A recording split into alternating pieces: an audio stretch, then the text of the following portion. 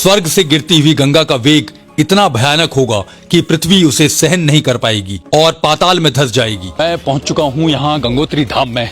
गंगोत्री धाम चार धाम यात्रा का दूसरा पड़ाव और करोड़ों हिंदुओं की आस्था का केंद्र।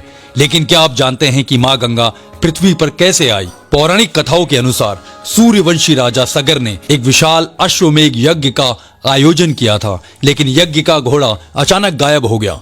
घोड़े की खोज करते हुए राजा सगर के 60,000 पुत्र महर्षि कपिल के आश्रम तक पहुंच गए और उन्होंने महर्षि पर ही घोड़ा चुराने का आरोप लगा दिया। ऋषि के तप में बाधा पहुंची और उनके क्रोध से सगर के सभी पुत्र भस्म हो गए। राजा सगर के पुत्रों को मोक्ष नहीं मिला क्योंकि उनकी अकाल मृत्यु हुई थी और उनकी भस्म को पवित्र करने के लिए धरती पर कोई साधन नहीं था। ऋषि कपिल ने बाद में बताया कि इनकी आत्मा को मुक्ति केवल तभी मिल सकती है जब स्वर्ग में बहने वाली पवित्र नदी गंगा धरती पर आए और इनकी राख को स्पर्श करे। राजा सगर के वंशजों ने पीढ़ियों तक तपस्या की, लेकिन वो सफल नहीं हुए। अंत में इसी वंश में पैदा हुए राजा भगीरथ ने अपनी प्रतिज्ञा पूरी करने का बीड़ा उठाया।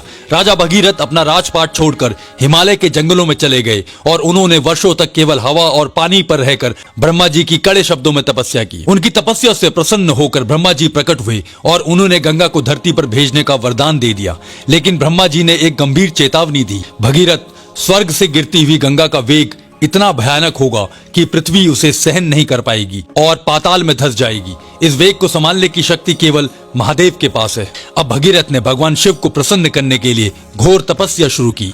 आशुतोष भगवान शिव प्रसन्न हुए और गंगा के वेग को अपनी जटाओं पर झेलने के लिए तैयार हो गए। जब घमंड में चूर होकर गंगा जी स्वर्ग से सीधे शिवजी के सिर पर गिरी तो शिवजी ने उनके अहंकार को तोड़ने के लिए उन्हें अपनी विशाल जटाओं में कैद कर लिया। गंगा जी लाख कोशिशों के बाद भी शिवजी की जटाओं से बाहर नहीं निकल पाई।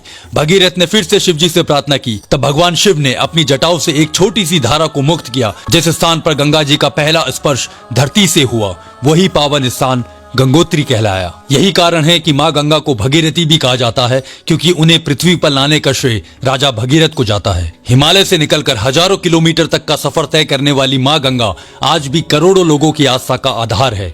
गंगोत्री में खड़े होकर एहसास होता है कि कुछ जगह सिर्फ देखी नहीं जाती, उन्हें महसूस किया जाता है और गंगोत्री उन्हीं पवित्र स्थानों में से एक है।